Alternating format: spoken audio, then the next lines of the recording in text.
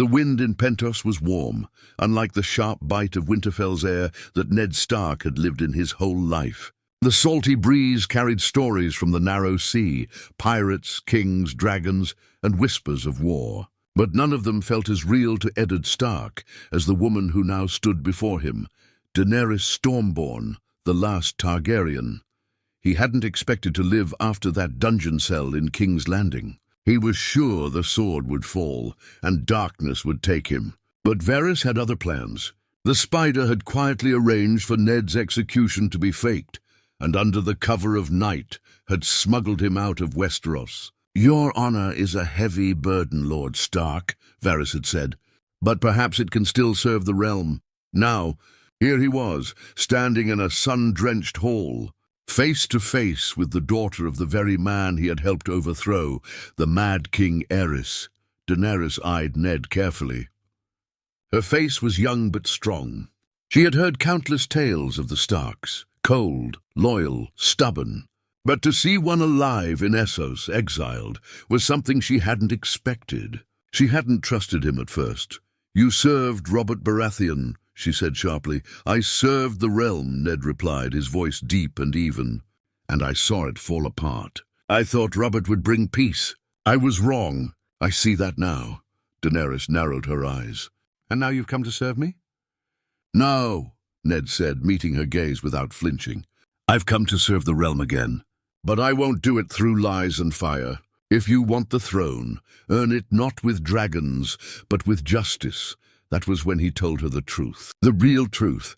He handed her a small sealed scroll, written in his own hand, the one thing he had carried across the sea like a blade in his heart. "Rhaegar's son lives." Daenerys' heart nearly stopped. "What do you mean?"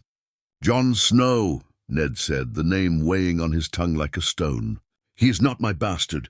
He is your nephew, the son of Rhaegar Targaryen and Lyanna Stark. I raised him as mine to protect him." Daenerys sat down, stunned. The silence between them was loud. "Why now?" She finally whispered. "Because the realm needs more than fire," he said. "It needs the balance of fire and ice. You and Jon together. Not just for the throne, but for what's coming." She frowned. "The walkers." "The dead. Yes, I saw them. Jon has seen them too. The North is in danger. If we fight over the Iron Throne, we all die. But if we stand together—" Daenerys looked away, heart pounding. The idea of sharing her birthright unsettled her, but so did the idea of taking it alone, with dragonfire and fear. Just then, Jorah Mormont stepped in. "My queen, if this is true, Jon Snow is more than a bastard. He's a prince. A threat? No," Ned said, eyes blazing. "He's not a threat. He's your ally. If you want Westeros to follow you, show them you're not your father. Show them you can share power." Daenerys stood, her mind racing with names, histories, prophecies. "And if Jon doesn't want the throne? Then he's exactly the king we need," Ned replied. Daenerys smirked slightly. "I'd like to meet him." Ned nodded. "I'll send word to the north. But hurry. The white winds are rising, and Cersei sits on the Iron Throne with wildfire and lies. We don't have much time." The Dragon Queen and the Wolf Lord stood in silence, an uneasy alliance forming between them, two people bound by blood, fate, and the future of Westeros. And in the freezing halls of Winterfell, Jon Snow stood at the ramparts, watching the first flakes of snow fall, unaware that his past, his blood, and his destiny were about to change forever. Jon Snow stood atop the battlements of Winterfell, black cloak whipping in the wind, ghost silent at his side. The snow fell heavier than it should have for early winter, a warning only he seemed to take seriously. He had seen what lay beyond the wall, death, endless and unfeeling. Yet here he was, surrounded by petty lords and ancient grudges, arguing over food stores and bannermen while an army of the dead marched toward them. He felt tired. Since returning from beyond the wall, things had changed. He had changed.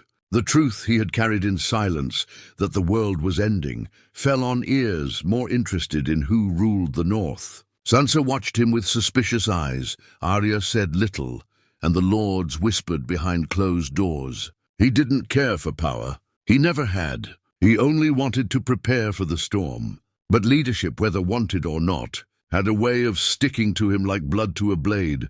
Then the raven came, a black-feathered messenger with a wax-sealed scroll that bore a sigil he thought he'd never see again. The dire wolf of House Stark, but older, carved by a hand he recognized instantly. Ned Stark's hand. He stared at the message, mouth dry, heart racing. His first reaction was disbelief. Some cruel trick, surely. His father was dead, beheaded in King's Landing. Jon had worn the grief-like armor ever since, but the words, they were his father's.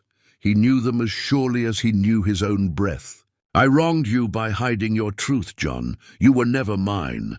You are the son of Rhaegar Targaryen and Lyanna Stark. You are fire and ice both. The blood of kings runs through you, and the fate of Westeros may depend on what you do next. Daenerys Targaryen is not your enemy. Go to her. Trust her. You were born to fight together. Jon read the letter 5 times, and still it didn't feel real. He held it with shaking hands, the truth cutting deeper than any sword. All this time, he'd believed he was a bastard, unwanted, the stain on Ned Stark's honor. And now to know he was a Targaryen? He looked out over the battlements again, but the world looked different now. The cold air no longer felt like home. Later that night, in the great hall of Winterfell, Jon stood before the gathered northern lords. His voice was quiet, but there was no hesitation in it. "My father is alive," he began, stunning them into silence. And he sent a message, a truth he has carried for years. "I'm not his son," murmurs rippled through the room. Sansa's eyes narrowed. Arya's fingers twitched near her dagger. "I am the son of Rhaegar Targaryen and Lyanna Stark," Jon continued. "That makes me a Targaryen by birth. But I was raised Stark, and I will die Stark. You expect us to believe this?" Lord Glover spat, rising to his feet. "After all we've lost fighting the Targaryens?" Sansa rose. "Even if it's true, what does it mean? You claim no crown, and yet this changes everything." Jon held up the scroll. "I don't want the Iron Throne, but I've been summoned. Daenerys Targaryen wants to meet. My father says she's not like her father. He believes she can be trusted, and if she has dragons, we'll need them to fight the Night King." There was silence. Ghost growled softly in the shadows. It was Davos Seaworth who stepped forward, his voice gravelly but calm. "If the dead are truly marching, we need every ally we can get. And if she's willing to listen, then we'd be fools not to answer." Jon looked at Sansa. She didn't nod. But she didn't speak against him either. He left the next morning. In Dragonstone, Daenerys paced the black stone floor of her war room. Maps, tokens, and ancient Valyrian books lay scattered across the table. Her mind, however, was elsewhere, on the man approaching, Jon Snow. Her nephew? Her competition? Her partner? She didn't know. She had imagined so many things about him. A brooding northern brute, a proud bastard, a potential threat. But also someone who had fought death and lived. Someone the North followed not out of fear, but trust. That kind of loyalty couldn't be bought. When he finally arrived, cloaked in furs, face grim and eyes haunted, she saw none of the softness of courtly men. He was cold, hard, and carved by war. They met privately in the old throne room. Dragon bones etched in the stone above. "So," she said first, "you're the wolf who carries dragon blood." Jon didn't flinch. "And you're the dragon who speaks of peace." A pause. Neither smiled. "I don't want the throne," Jon said simply. "If that's what you fear, and I don't want enemies I can't afford," she replied. They stood in silence a moment, studying each other. "I've seen the Night King," Jon said. "He's real. He'll burn all your cities and kill every child in Westeros if we don't stop him. I came to ask not for your crown, but your help." Daenerys stepped closer, eyes searching his. "And if I help you, what do you offer me in return?" "I offer the truth," Jon said. "I offer loyalty, and maybe a chance to build something better than this broken world." For the first time, Daenerys smiled, just slightly. "Then we fight together, for Westeros, for the living." And somewhere deep beneath Dragonstone, Drogon stirred as if he already knew what had just been set in motion. Fire and ice had finally met. The war room of Dragonstone had never seen two figures more opposite or more alike than Jon Snow and Daenerys Targaryen. One born in fire, raised in exile, forged through betrayal. The other born in ice, raised in the shadows of honor, shaped by death. Yet as they stood over the map of Westeros, their hands brushing as they moved pieces across the table, something deeper than strategy began to form between them. A fragile trust, new and trembling. Ned Stark watched them from a quiet corner, a silent sentinel in the background of history. His once dark hair now streaked with silver, his eyes carrying the weight of 3 kings and 2 wars. No longer a lord, no longer a soldier, now just a man trying to set right what had been broken. Daenerys glanced at him from time to time. Her distrust hadn't vanished, only softened. The man who had fought against her family, who had kept her nephew hidden, was now offering everything. His loyalty, his name, even his life, if she demanded it. And Jon, he barely looked at Ned at all. There was no hatred in him, only silence. The kind of silence that hurt more than shouting. Late one evening, Jon found Ned standing at the edge of the Dragonstone cliffs, watching the sun vanish into the sea. The wind was fierce, whipping Ned's cloak like the past clinging to his back. "You should have told me," Jon said, his voice low. Ned didn't turn to look at him. "I wanted to." "Every day? Then why didn't you?" "Because honor," Ned replied bitterly, "is a prison made of good intentions. I swore to Lyanna. She died begging me. The moment I told you, Robert would have had you killed. You were the last piece of Rhaegar left." Jon stepped beside him, looking out at the waves crashing against the rocks. "So instead, you let me grow up thinking I was your shame." Ned finally turned, and the pain in his eyes struck harder than any sword. "You were never my shame. You were my son, Jon, in every way that mattered." Jon didn't reply right away. He let the wind fill the silence between them. "Is that why you want me to help her?" "Daenerys? I want you to help the realm," Ned said. "But yes, she's your blood. As much as Lyanna was mine, I believe she can change the world, if she doesn't lose herself to it first." Jon gave a hollow chuckle. "And what about me? What if I lose myself?" Ned placed a hand on his shoulder, the same way he had when Jon was just a boy, with a wooden sword. "Then you find someone worth losing it for." Jon looked away. He wasn't ready to admit what he already feared, that Daenerys wasn't just part of his mission. She was becoming something far more dangerous. Hope. Back in King's Landing, Cersei Lannister sat on the Iron Throne like a coiled viper, dressed in black, eyes sharp, always waiting. She had spies in every port, every city, every whispering alley. And now her raven had come back. "Ned Stark is alive," Qyburn said, placing the letter gently in her hands. She read it once, then again, and he's joined Daenerys. With Jon Snow. Her fingers gripped the parchment tighter with each word. 3 names, she said coldly. 3 ghosts, all conspiring under one banner, Qyburn smiled. "Perhaps it's time to call upon an old ally." She raised an eyebrow. "You mean Euron?" He shook his head. "No, Your Grace. I mean something far older. Something buried beneath the Red Keep. For the first time in years." Cersei looked unnerved. "What did you find, Qyburn?" "Not what. Who?" A week later, Jon, Daenerys, Ned, and a small council of trusted advisors, Tyrion, Davos, Missandei, and Grey Worm, gathered to plan their next move. Daenerys wanted to march south, take King's Landing, while the Lannisters were still fractured. Jon pushed back. "If we do that, we weaken the north. The walkers will sweep through it like fire on dry grass." Tyrion added cautiously, "What if we force Cersei into a truce? Convince her the real war is up north?" Daenerys laughed bitterly. "Cersei won't make a truce unless her life depends on it." Ned stepped forward. "Then we make her believe it does. Show her the truth. Bring her a white. Let her see what's coming." The room fell silent. Jon nodded. "It's risky, but it might work. And who will go beyond the wall?" Daenerys asked. "I will," Jon said. She stood sharply. "You? You're the king in the north. You can't risk your life." "I've already died once," he replied. The room fell into a deeper silence. Even Ned looked shaken. "Besides," Jon said softer now, "if we're going to fight together, we need to trust each other. Let me earn it. Daenerys looked at him, eyes flickering with emotion. She didn't want him to go, not because of strategy, but because she'd already begun to imagine what losing him would feel like. She finally nodded. "Well, take what you need, but come back to me."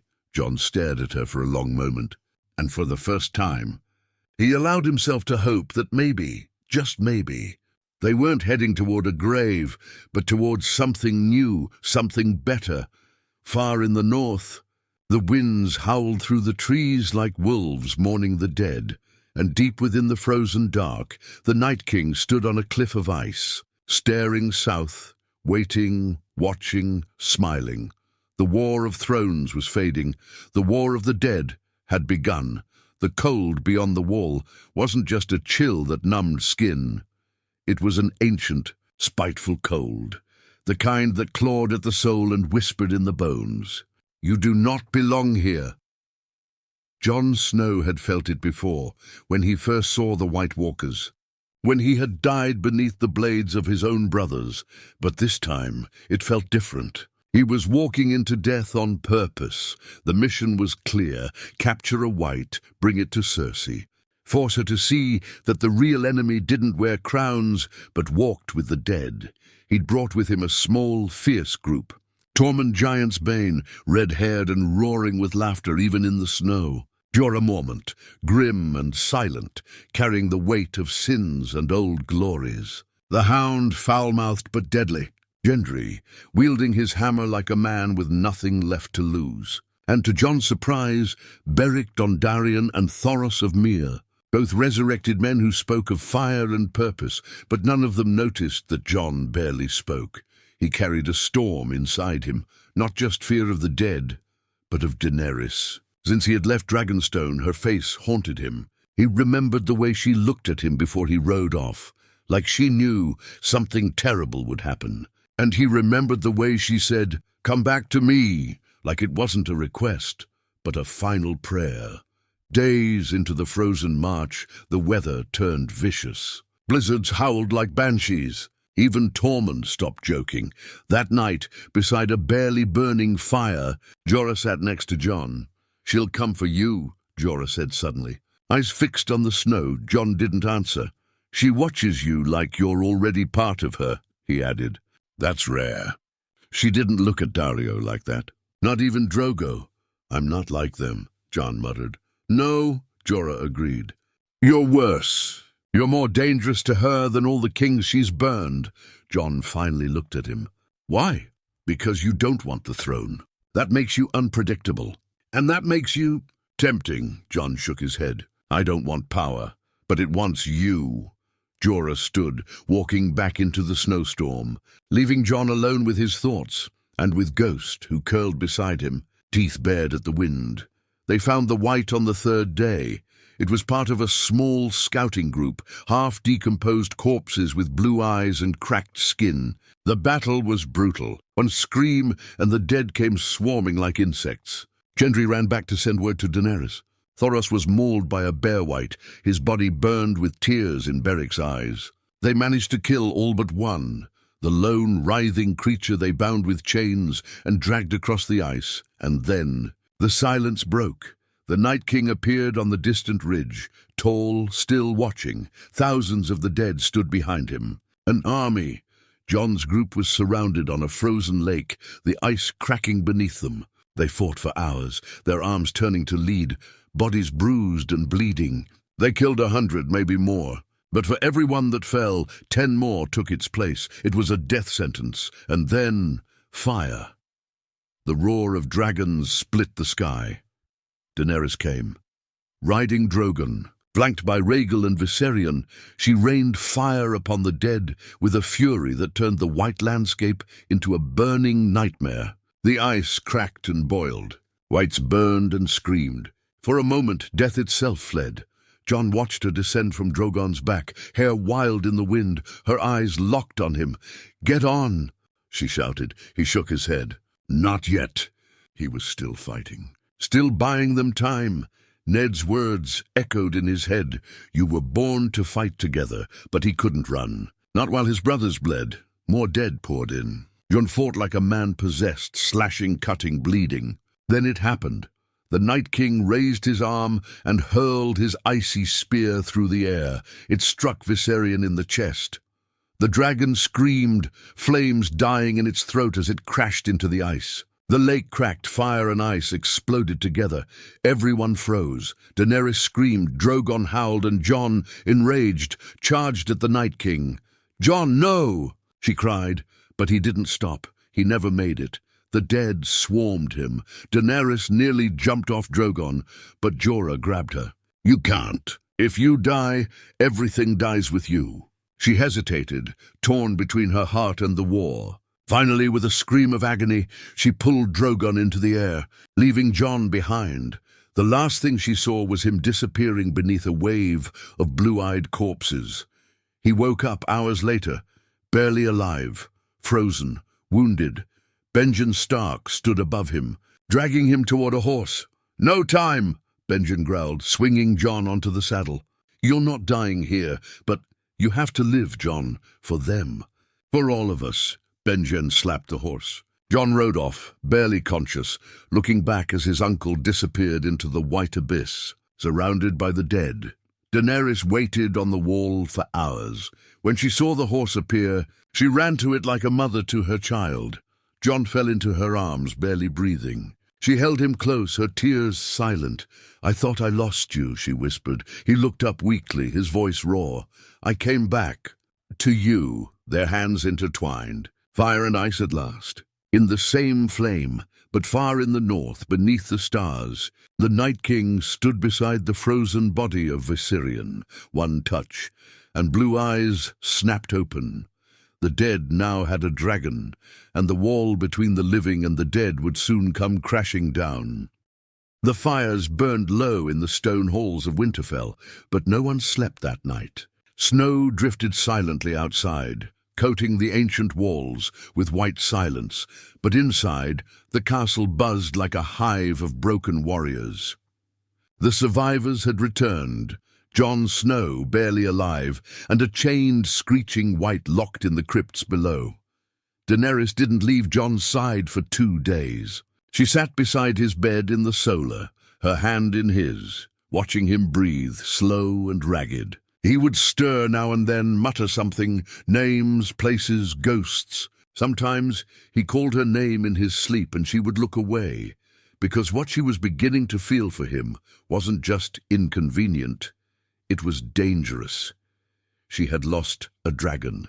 She had seen the Night King's face. She had flown into death itself, for him, and when she thought she had lost him, Daenerys had felt something crack inside her. Not anger, not rage, fear that terrified her more than any army of the dead.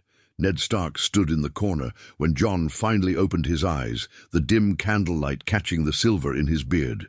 His face was stone, but his eyes looked like they hadn't known peace in years. "You're lucky," he said quietly. "You've cheated death more times than any man I've known." Jon blinked, barely able to speak. "Not luck," Ned gave a small nod. "No, perhaps not." Daenerys reached for water, lifting Jon's head carefully. He drank, then looked at her, really looked, and saw the lines around her eyes, the fatigue in her face. "You stayed," he whispered. "I said, come back to me," she replied softly. "And you did." He tried to smile, but his body was too weak. His fingers gripped hers instead. They stayed like that, tangled in silence, until Ned cleared his throat. "There's something else," he said. "It's time." Daenerys looked up. "Time for what?" Ned stared at Jon, for the truth to come out. The hall of Winterfell was packed. The northern lords stood shoulder to shoulder, many wearing expressions of confusion, some suspicion, and a few fear. Arya and Sansa stood near the front, arms folded. Arya's face unreadable, Sansa's cold. Jon stood in the center, leaning slightly on a carved cane. Daenerys was beside him, regal in her dark dress, her silver hair catching the torchlight. Ned stood between them, not as a lord, not as a soldier, but as a father making a confession. "I lied to you all," he began. The room fell into a hush so deep you could hear the snow crackling on the roof. "For years I carried a secret, one I believed would die with me. But now the time has come to speak it, because silence has cost too much already. He turned to Jon. This man is not my son, gasps. Movement whispers. He is the son of Lyanna Stark, my sister, and Rhaegar Targaryen. Someone swore loudly. Another man dropped his cup. Ned continued, voice steady. They were married in secret. Their union was not a kidnapping, it was love. And Jon, his name by birth is Aegon Targaryen. He is the rightful heir to the Iron Throne. The words dropped like iron into the room. For a moment, no one spoke, not even Daenerys. Then the shouting began. Lies! A Targaryen? In the north? This changes everything. Jon raised a hand, his voice sharp despite his weakness. I never asked for this. I never wanted it. But it's the truth. Sansa stepped forward, her face pale but resolute. If he's the true heir, then what does that make you? She asked Daenerys. Daenerys didn't flinch. His aunt, she said, and his ally. Arya's eyes narrowed. Ally or rival? Silence again. Then Jon said, there is no throne if the dead take us all. This isn't about crowns. It's about survival. The room grew quiet. Even those who hated the Targaryen name couldn't argue with the sight of the white, now chained below. Death was coming, no matter what house you swore to. Daenerys stepped beside Jon, lifting her chin. We fight as one. Targaryen or Stark, it no longer matters. I've lost a dragon. I've seen what we face. And I won't sit idle while the world burns. Some bowed their heads. Others whispered still. But none walked out. A line had been drawn in the snow, and people were beginning to choose sides. That night, Daenerys stood alone atop the battlements, the north wind biting her skin. Jon approached slowly, the cane tapping softly on the stone. You didn't have to defend me, he said. I didn't do it for you, she replied, not turning. He gave a soft smile. Liar! She glanced at him, eyes tired. Do you understand what this means? You have the stronger claim. If we win this war, the realm will expect you to rule. I don't care, Jon said, but others will. You think men like Tyrion, Varys, even the Lords of the Reach, they won't push you toward the throne? I'd burn it to the ground before I took it from you. She looked at him sharply.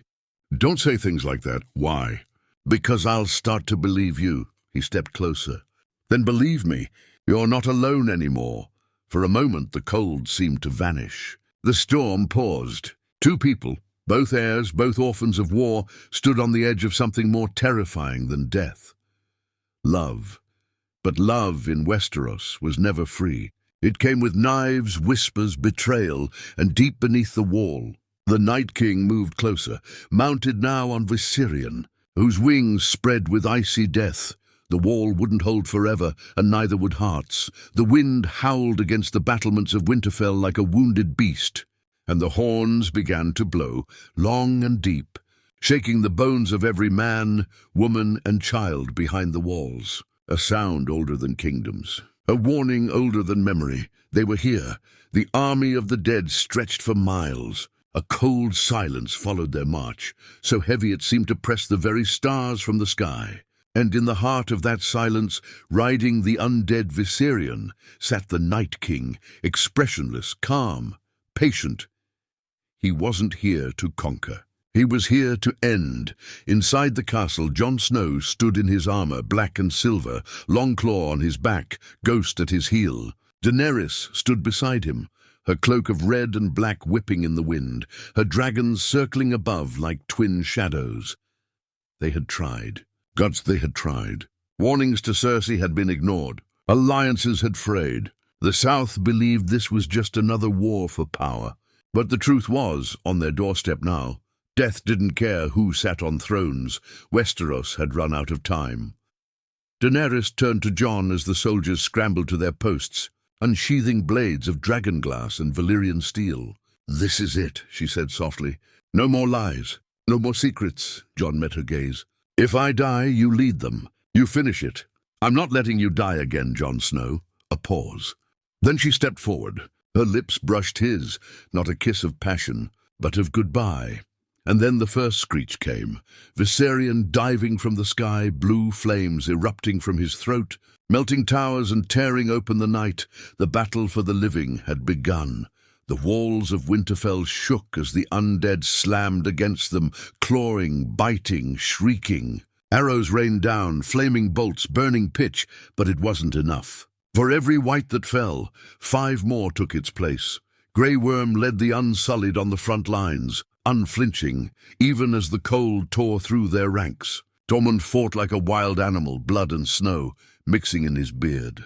Arya danced through the dead with needle and dagger, her face emotionless, precise. And Jon fought like a man already dead. Every swing of Longclaw was a scream, every breath a curse. But he wasn't looking for victory. He was looking for the Night King.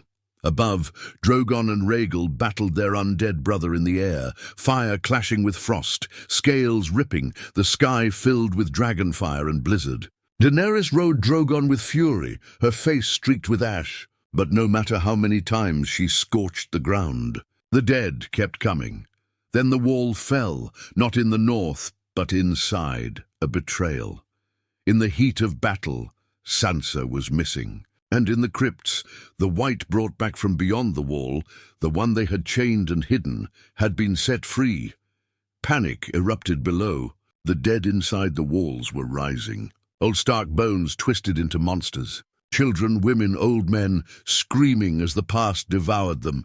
Ned Stark ran into the chaos, blade drawn. Beside him, Davos shouted orders, trying to get the small folk to safety. It wasn't a battle anymore. It was a collapse. And then Jon found him, in the Godswood beneath the ancient heart tree. The Night King stood, alone, waiting. Jon didn't speak. He didn't challenge. He just ran at him, sword raised, and the Night King raised his hand. The dead rose around Jon in a circle, dozens, hundreds, and then, from the shadows, Arya came, not with a scream, not with fire, just silence, but this time, the Night King was ready. He turned. He caught her mid-air. Her dagger dropped. He smiled, until Jon's sword plunged through the Night King's back, not dragonglass, not Valyrian steel, but a blade melted down and reforged with both, and infused with the blood of fire and ice, Jon's blood. Daenerys' fire. The Night King froze. His smile faded, and then he shattered like ice dropped from a great height. The whites fell where they stood. Viserion roared once, then collapsed in a heap of ice and bone. Above, Drogon let out a scream that shook the sky, not of war, but of victory. The battle was over. But the cost. Winterfell burned. Half its people were dead. The snow ran red. Grey Worm lay wounded. Jorah had died protecting Daenerys. The Hound had fallen fighting fire. Beric, Tormund, dozens of others, all gone, and in the heart of the castle, Sansa stood in chains. "It was you," Daenerys said, her voice low, eyes hollow. "You freed the White. You betrayed your people. I saved the North from another Targaryen queen," Sansa spat. "One dragon died. I hoped more would follow." Jon watched in silence. The woman he had once called sister was now a traitor. Daenerys didn't look to him. She gave the order herself, take her to the Godswood, and there, beneath the same tree where the Night King had fallen, Sansa Stark was executed, not with fire, not with dragons, but with Ned Stark's own sword. Justice, or vengeance, Jon didn't know anymore. Weeks passed. The fires cooled. The dead were burned. The great lords gathered in the ruins of Winterfell, not King's Landing. There was no throne left to sit on. Only choices to make. Jon refused the crown again, and this time no one argued. Daenerys stood beside him, her face unreadable. "I'll return to Dragonstone," she said. "Rebuild, heal, and I'll go north," Jon said. "Beyond the wall, there are still things out there." Watching, a pause. "You won't stay?" "I'm not meant for peace," he replied. "Not yet." She reached for his hand. He took it. Their fingers touched once. Then he turned. Ghost followed, and Jon Snow disappeared into the White One last time. Years later, in the histories of Westeros, they would say the world changed the Dayfire, and ice stood together. But no one would ever truly understand what it cost them to win. Because in a land built on thrones and blood, even love must sometimes be left behind.